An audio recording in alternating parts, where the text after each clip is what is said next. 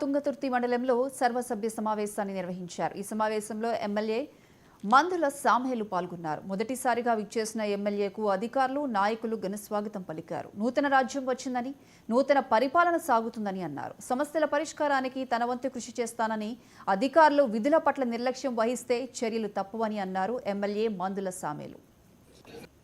రైతాంగానికి అనుకూలంగా, బడుగు బలహీన వర్గాలకు అనుకూలంగా ఇలా గవర్నమెంట్ ముందుకు సాగడం జరుగుతూ ఉంది. ఆఫీసర్లు గౌరవించి, ఎందుకంటే ఇక్కడ ఉన్న ఆఫీసర్లు చాలా మంది చీకొట్టబడింది అన్న సందర్భాలు నేను విన్నా. కానీ అట్లా ఉండదు. నేను గౌరవించేది తెలుసు, గౌరవించబడేది తెలుసు. ప్రజల సమస్యలు నాకు తెలిసినవన్నీ మొత్తం తెలుసని నేను చెప్పాను. కొంతవరకైనా నాకు అవగాహన ఉంది కనుక ఇక్కడ ఉన్న సమీక్ష జరిగింది. ఈ సమీక్షలో మొట్టమొదటిగా నేను స్పెషల్గా ఈ రోడ్ల మీదనే కాన్సన్ట్రేషన్ చేయాలనుంది. సెకండ్ ఎడ్యుకేషన్ మీద. ఇంతకుముందు కూడా మేము ముందు చెప్పిన విద్య ఉన్న కానీ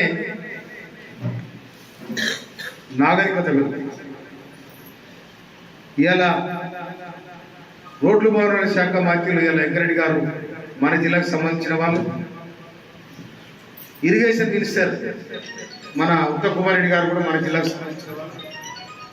తర్వాత గత 2017 హరీష్ రావు గారు వచ్చి ఆ గమ్యగాల మీద నేను రుద్రం ఇచ్చే పోయిండు.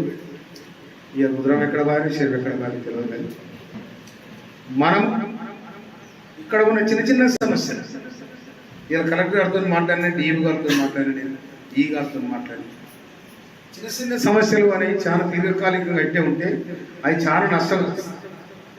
అందుకోసం మిత్రులారా, నూతన రాజ్యం ఏర్పడింది, నూతన వ్యవస్థ కొనసాగుతుంది, ప్రజా పరిపాలన సాగుతుంది, ప్రజలతోనే ప్రభుత్వం ఉంటుంది, ప్రజలనే ముందుకు నడిపించే కార్యక్రమం ఉంటుందని కూడా మనం చేస్తున్నాం. రైతాంగానికి అనుకూలంగా, బడుగు బలహీన